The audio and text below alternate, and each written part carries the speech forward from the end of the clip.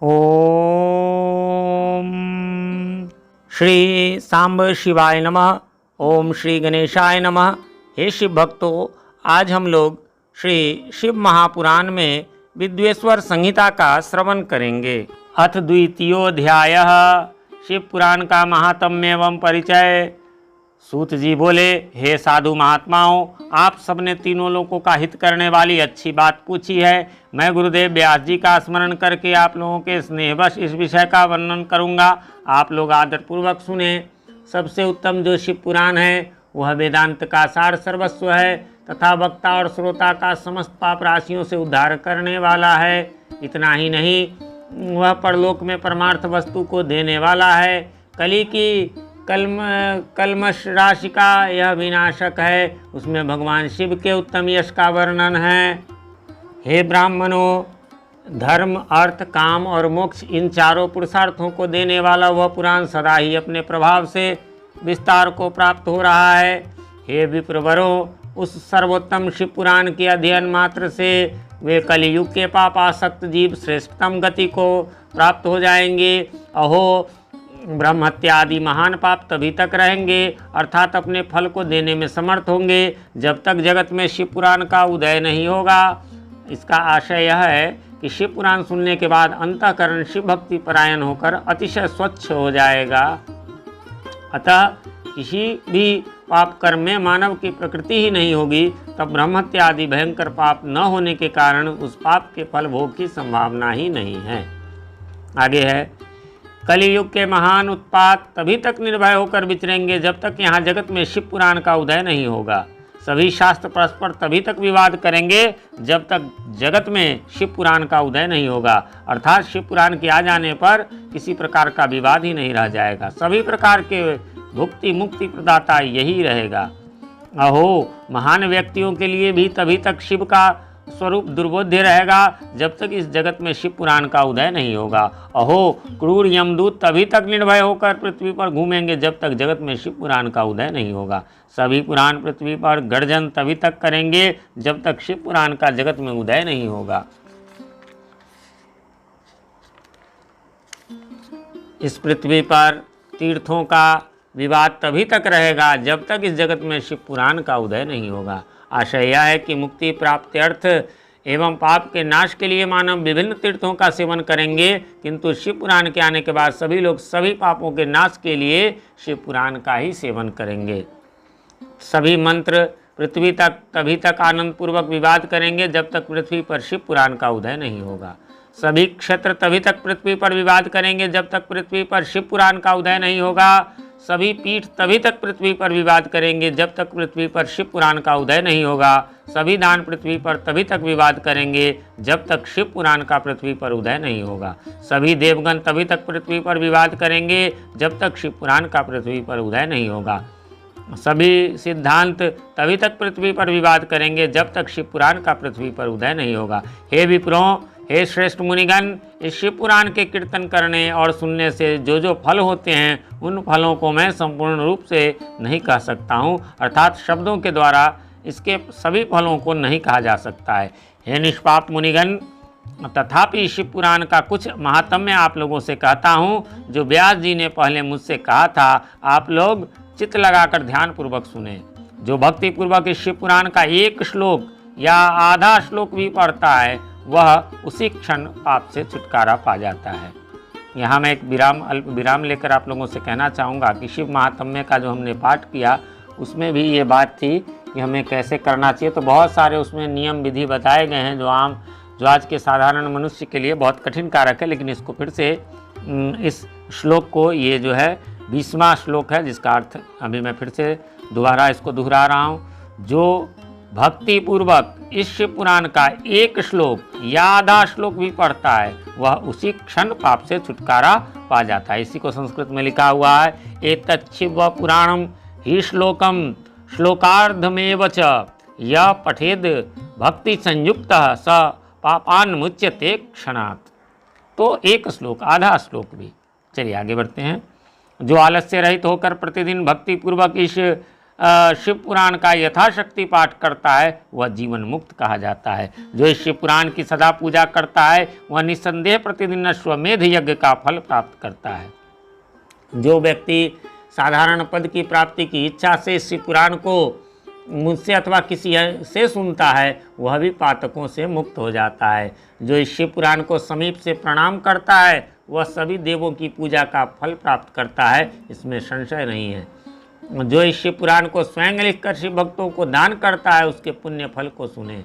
शास्त्रों का अध्ययन करने और वेदों का पाठ करने में से जो दुर्लभ फल प्राप्त होता है वह फल उसको प्राप्त होता है। जो चतुर्दशी तिथि के दिन उपवास करके शिव पुराण का शिव भक्तों के समाज में पाठ करता है वह श्रेष्ठ पुरुष है। वह व्यक्ति शिव पुराण के प्रत्येक अक्षर की संख्या के अनुसार गायत्री के पुनश्चरण फल प्राप्त करता है और इस लोक में भी सभी अभिष्ट सुखों को भोग कर अंत में मोक्ष प्राप्त करता है। जो चतुर्दशी की रात में उपवास पूर्वक जागरण करके शिव पुराण का पाठ करता है या इसे सुनता है उसका पुण्य फल मैं कहता हूँ।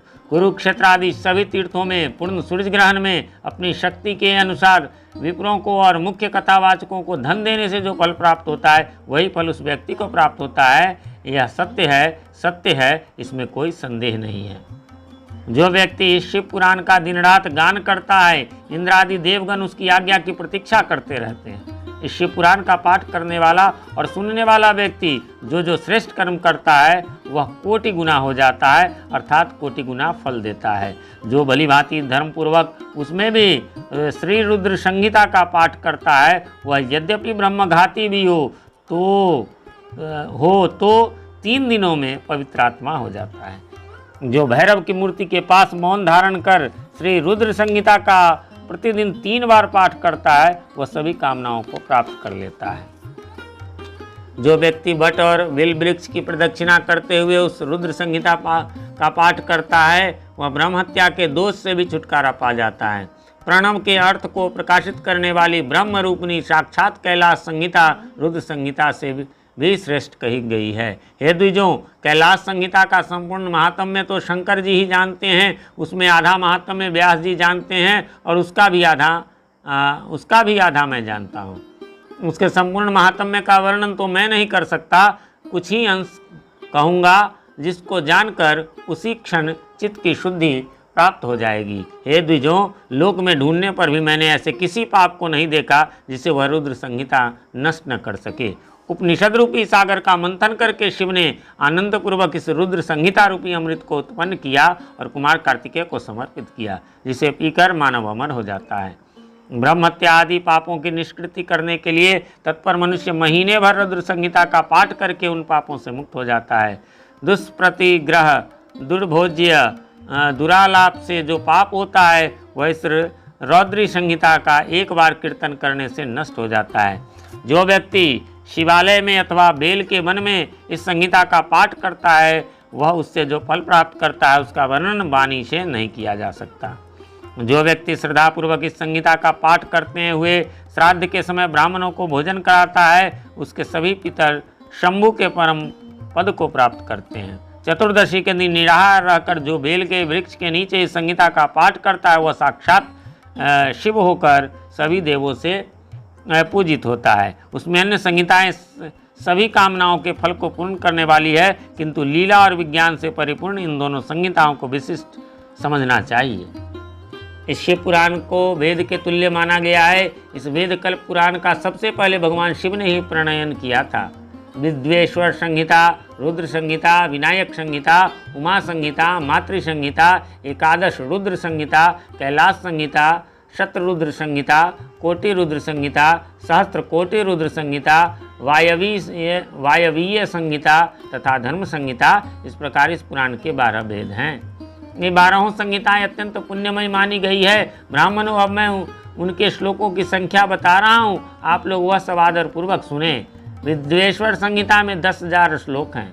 रुद्र संहिता, विनायक संहिता, उमा संहिता और मातृ संहिता, इनमें से प्रत्येक में 8-8 हजार श्लोक हैं।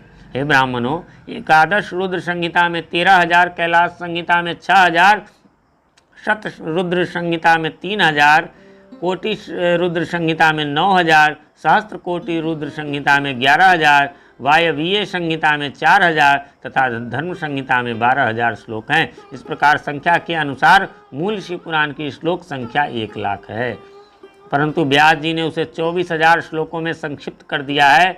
पुराणों की क्रम संख्या के विचार से शिव पुराण का स्थान चौथा है। इसमें 7 संहिताएं हैं। पूर्व काल में भगवान शिव ने श्लोक संख्या की दृष्टि से 100 करोड़ श्लोकों का एक ही पुराण ग्रंथ बनाया था।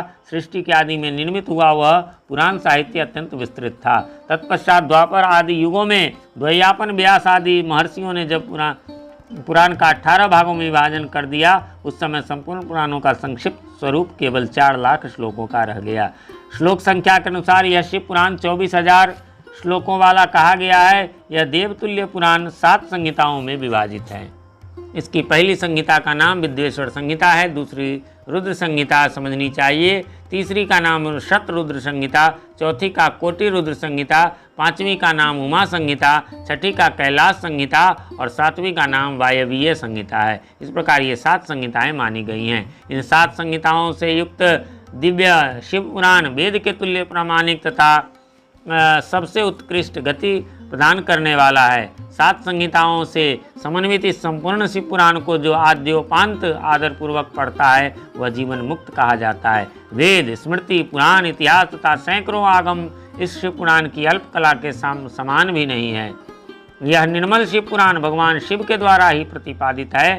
शैव शिरोमणि भगवान व्यास ने इसे संक्षेप कर संकलित किया है। यह समस्त जीव समुदाय के लिए उपकारक, त्रिविध तापों का नाशक, तुलना रहित एवं सत्पुरुषों को कल्याण प्रदान करने वाला है। इसमें वेदांत विज्ञान में प्रधान तथा निष्कपट धर्म का प्रतिपादन किया गया है। यह पुराण ईर्ष्या रहित अंतःकरण वाले विद्वानों के लिए जानने की वस्तु है। इसमें श्रेष्ठ मंत्र समूहों का संकलन है और यह धर्म, अर्थ और काम से समन्वित है, अर्थात स्त्री वर्ग की प्राप्ति के साधन का भी इसमें वर्णन है। यह उत्तम शिव पुराण समस्त पुराणों में श्रेष्ठ है। वेद वेदांत रूप में वेद्य रूप से विलासित परम वस्तु परमात्मा का इसमें गान किया गया है। जो बड़े आदर से इसे पढ़ता और सुनता है वह भगवान शिव का प्रिय होकर परम गति प्राप्त कर लेता है। इस प्रकार श्री शिव महापुराण के अंतर्गत प्रथम विद्वेश्वर संहिता में मुनि प्रश्नोत्तर वर्णन नामक दूसरा अध्याय पूर्ण हुआ।